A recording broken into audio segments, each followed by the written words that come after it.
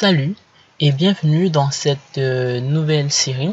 Cette playlist était conçue uniquement pour résoudre les différents exercices et TP qui seront tout simplement déposés sur la chaîne.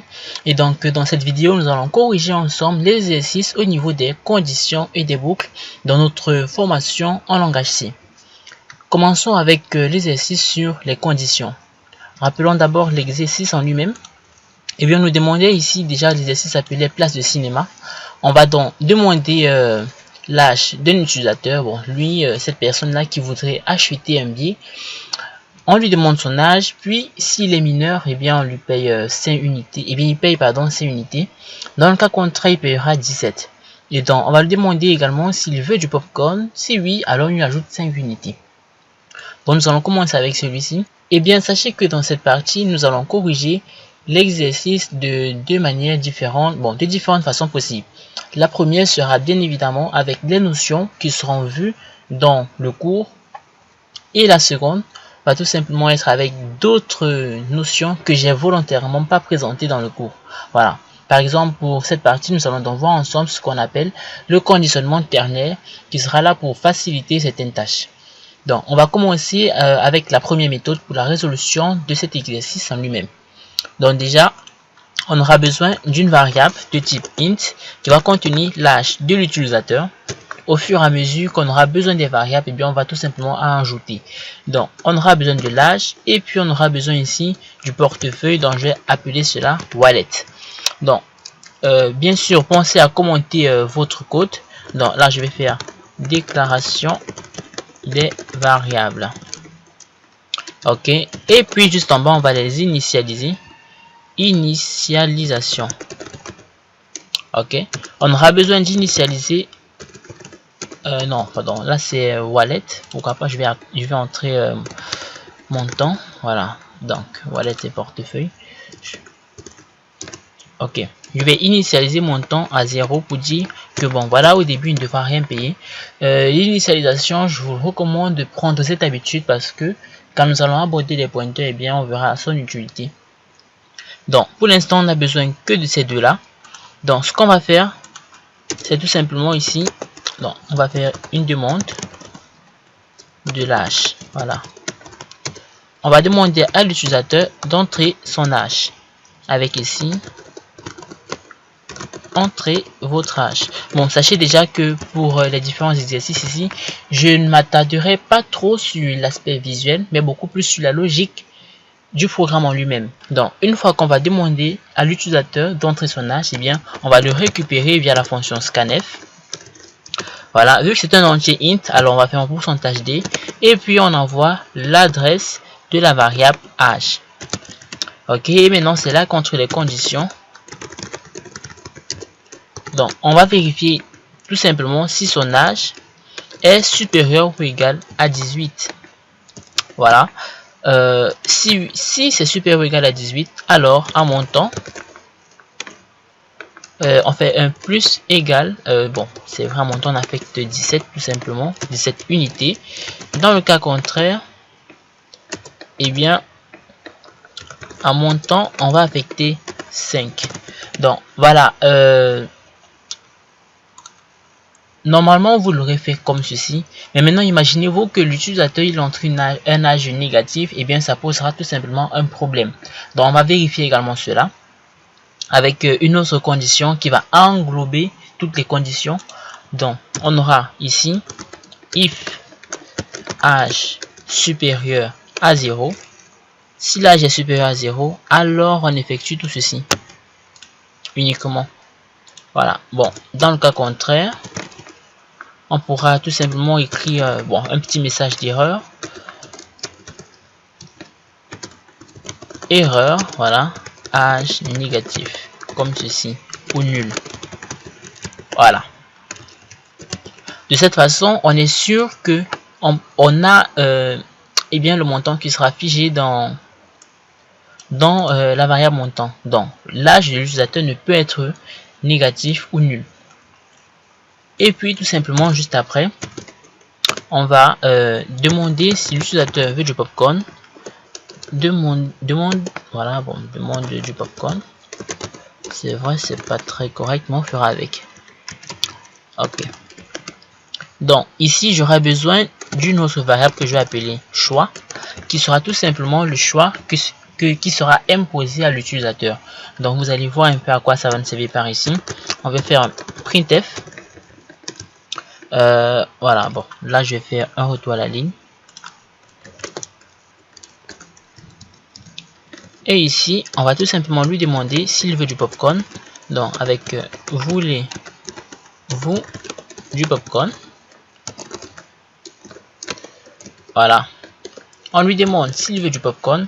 Et bien ici, on va lui proposer un choix, c'est-à-dire il pourra entrer soit oui, soit non. Mais il ne va pas saisir cela manuellement puisqu'on n'a pas encore vu les chaînes de caractères. Donc ce qu'on va faire ici, je vais proposer un petit 1. Voilà, ici pour la réponse oui. Et là, je vais faire un 2 pour lui dire non, comme ceci. Donc, là encore, on va vérifier tout simplement le choix de l'utilisateur. Donc, on va faire ici if. D'abord, on va récupérer ce choix avec la fonction scanf. Et on fera ici, bon, pourcentage d. Et on stocke tout cela dans choix. Voilà, donc if choix égal à 1. Donc si le choix est égal à 1, alors on suppose donc qu'il veut du popcorn. À montant, on ajoute dans le petit raccourci, on ajoute 5 unités. Tout simplement, dans le cas contraire, eh bien, on ne fait rien. Donc ce qui nous intéresse ici, c'est si le choix est égal à 1. Alors, on lui dit par exemple, bon, on ajoute tout simplement 5 unités. Et puis, si le choix est égal à 2, donc si c'est non, on ne fait rien. Cependant, imaginons par exemple que l'utilisateur, eh bien, il entre tout simplement 3 au niveau de la demande. Eh bien, s'il ne se passe rien, on va donc dire ici que notre programme ne fonctionne pas correctement puisqu'on devrait normalement lui retourner un message d'erreur. Donc ici, je vais faire un else if. Voilà, pour un peu optimiser. C'est vrai, on aurait pu le faire très facilement, mais j'aimerais que le code soit le plus correct possible. Donc if choix égale à 2, bon, on pourra faire tout simplement if le choix est différent de 2. Voilà, bon, si le choix est différent de 2, alors on va tout simplement afficher un petit message d'erreur. Erreur, choix incorrect. Voilà, comme ceci. Je pense que c'est tout. On va compiler et voyons voir ce que ça donne. Voilà, entrez votre âge, on lui demande tout simplement l'âge. Et bien on va entrer ici pour je vais entrer 10 et voyons voir. Voulez-vous du popcorn? 1 pour oui et 2 pour non. Si je sélectionne 1 pour oui, voilà, on a dit à la fin, on devra vérifier si on devra vérifier, donc là il y a une erreur. On a dit à la fin qu'on devra afficher le montant que va payer l'utilisateur. Eh bien, je pense que j'ai oublié cela. Donc afficher le montant total à payer. Ok, c'est simple avec un printf. Vous devez payer. Voilà, donc pourcentage D. Bon, unité. Alors je vais mettre un gros U pour dire unité. Et par ici, on va tout simplement envoyer montant. Compilons et exécutons cela pour voir. Bon, voilà, entrez votre âge, j'entrerai 10. Voulez-vous du popcorn? 1 pour oui. Alors, vous devez payer 10 unités. Non, il y a un petit problème quelque part. Non, il n'y a pas de problème. Il n'y a pas de problème. Voilà, donc ça fonctionne normalement puisque j'ai moins de 18 ans. Bon, j'ai entré 10. 10 est inférieur à 18. Donc, si j'entrais par exemple 18, voulez-vous du popcorn? Non. Alors, on doit payer 17 unités. Bon. On va donc tester en entrant une valeur négative pour l'âge. Voilà. Donc, je vais entrer moins 1. eh bien, il y a un problème ici. On dit bien l'âge ne peut être négatif ou nul, mais on affiche quand même le message qui suit. Donc ici, je vais vous présenter une nouvelle fonction, une nouvelle notion, question d'optimiser encore le code. Donc, si il entre un âge négatif, eh bien, on va quitter le programme. Voilà. Donc, je vais conserver ceci dans des accolades. Ok. Voilà. Bon, je vais faire comme ceci. Je pense que ça fera l'affaire. Donc, la nouvelle fonction que je vais vous présenter ici, ça s'appelle exit. Comme son nom l'indique, c'est une fonction qui va nous permettre tout simplement de quitter le programme d'une manière un peu brusque. Voilà, maintenant elle prend en paramètre un indice, bon, un indicateur pour dire voilà, bon, on quitte le programme par exemple si on quitte le programme avec une erreur ou bien on quitte le programme sans erreur. Et bien ces paramètres ici sont exit success, exit success et exit failure. Voilà, donc on quitte le programme avec succès ou bien on quitte sans succès. Donc pour l'utiliser, on va importer une nouvelle bibliothèque stdlib, non, stdlib, voilà, comme ceci. Et donc si il entre un âge négatif, alors on fera tout simplement un exit. Donc je vais entrer volontairement exit failure. Ce sont des constantes prédéfinies dans la bibliothèque stdlib. Donc voilà, on va exécuter ceci. Entrez votre âge entre -1, alors erreur, âge négatif ou nul, et on quitte directement le programme. On a bien ici process return 1. Donc ça retourne 1. C'est ça exit failure, ça retourne 1. Si on avait entré exit success, et bien ça devait être un return 0. Voilà. Donc je pense que c'est tout pour cette partie. Mais pour une petite optimisation au niveau du code, je vous ai dit que j'allais présenter une nouvelle notion dans cette partie. Et bien, c'est ce qu'on appelle une nouvelle forme de conditionnement qui est le conditionnement ternaire. Bon, les conditions ternaires. Et bien, les conditions ternaires seront utilisées, par exemple, pour un cas comme celui-ci. Donc, si on veut vérifier, par exemple, que l'âge, il est supérieur ou égal à 18, dans le cas contraire, on fait quelque chose. Donc, si l'âge est supérieur ou égal à 18, on fait quelque chose. Dans le cas contraire, on fait quelque chose. Et bien, on pourra donc traduire cela tout simplement, très facilement en une seule ligne avec le conditionnement ternaire. Donc, et bien, la syntaxe, elle est très simple. Donc, on va faire un petit exemple pour que vous puissiez comprendre cela. Au niveau de montant, ce qu'on va faire ici, c'est montant, il sera égal à, on ouvre les parenthèses, et donc ici, on va mettre la condition qui sera effectuée, ou bien qui sera testée, voilà. Donc, on va faire un test si l'âge, il est supérieur ou égal à 18. Une fois qu'on fait ce test, et bien, on va mettre un point d'interrogation, et puis, on va mettre un 2 points. Bon, je mets le point virgule. Dans cette partie, on va donc entrer la valeur qui correspondra à montant, si bien sûr l'âge est supérieur ou égal à 18. Donc, on a dit pour nous c'est 17. Dans le cas contraire, eh bien, ça vaut 5. Question d'optimisation, on peut donc faire cela. On peut tester, pardon. J'entre 10. Voulez-vous du popcorn? Non. Vous devez payer 5 unités. Voilà. Donc, c'était tout pour cette partie. Maintenant, attaquons ensemble l'exercice, les exercices sur les boucles. Et bien, ça va aller très rapidement puisque je vais plus prendre la peine de tout expliquer dans les moindres détails. Rappelons avant les énoncés de ces exercices.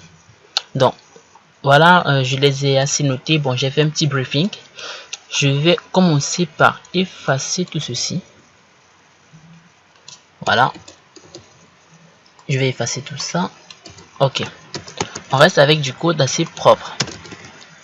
On va commencer avec l'exo 1. On commence avec le 1 où on demande d'afficher les 127 premiers caractères de la table ASCII. Donc, Eh bien, vous avez plusieurs façons de résoudre ce problème. Donc, pour ma part, je vais créer un int que je vais initialiser soit à 0, soit à 127. Et puis, tout simplement, incrémenter sa valeur tout en l'affichant avec une boucle pour, tout simplement. Donc, je vais faire ici un int. Je vais appeler cette variable ASCII. Je l'initialise à 0. Voilà, bon, c'est vrai, puisque je vais utiliser la boucle pour, alors je n'ai pas forcément besoin de l'initialiser. Mais vous pouvez donc le faire avec d'autres boucles, ça fonctionnera sans problème. Donc ici, bon, c'est là que débute la boucle. Je vais faire tout simplement un pour. Voilà, bon, pour ASCII. Allant de 0, c'est vrai, c'est déjà initialisé, mais c'est pas grave. À ASCII, voilà, donc inférieur à 127. On a dit bien afficher les 127 premiers caractères, donc de 0 à 126. On va incrémenter ASCII. Et puis, je vais tout simplement l'afficher. Donc, je vais faire un printf. Voilà, donc je vais faire ici caractère.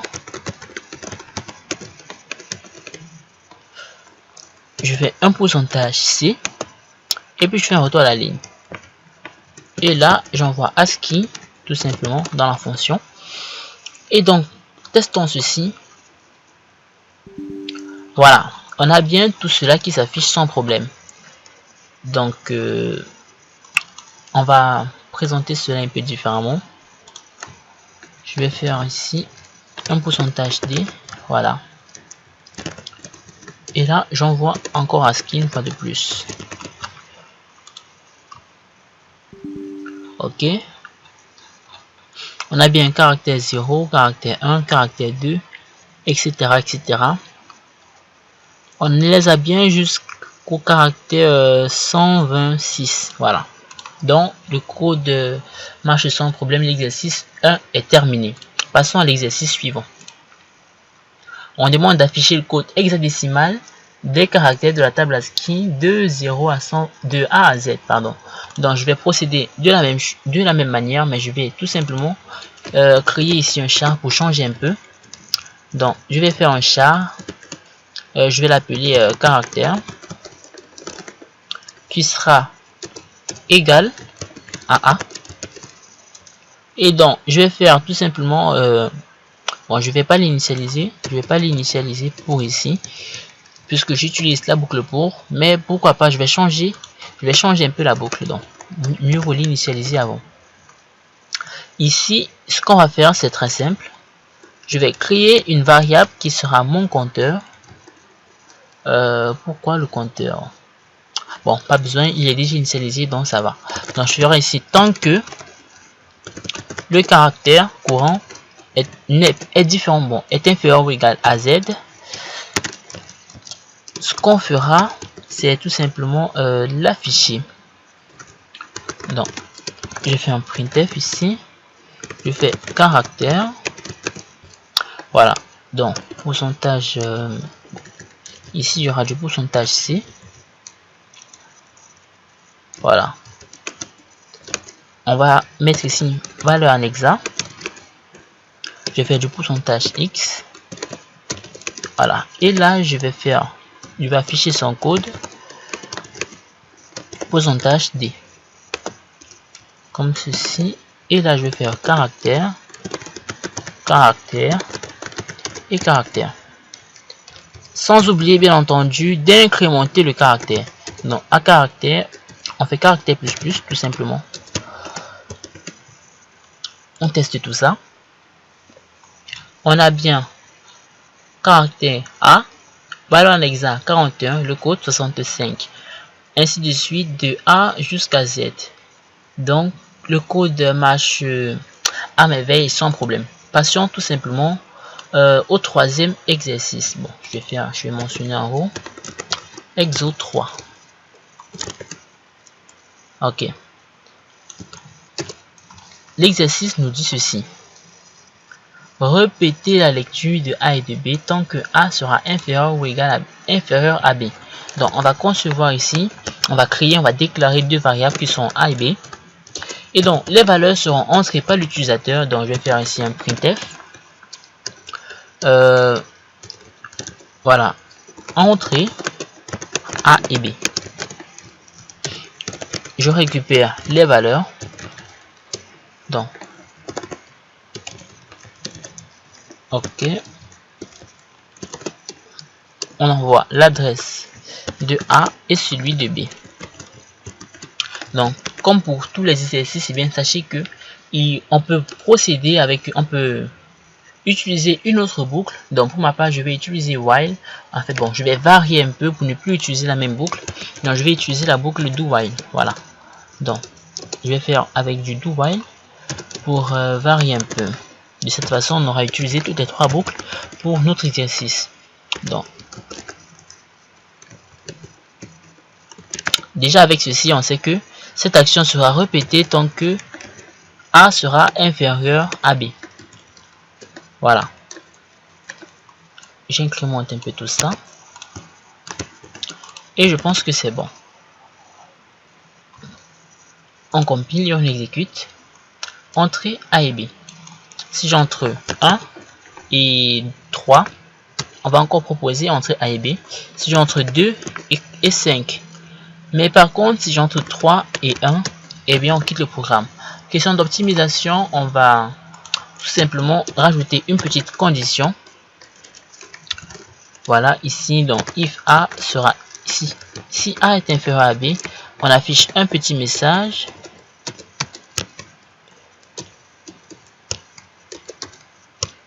Ok, un petit message style printf. Voilà, je vais faire un peu comme une erreur. Bon, c'est vrai, c'est pas une erreur, mais ça va. On fera avec erreur A inférieur à B. Donc, entrée A et B, 1, 2, erreur A inférieur à B.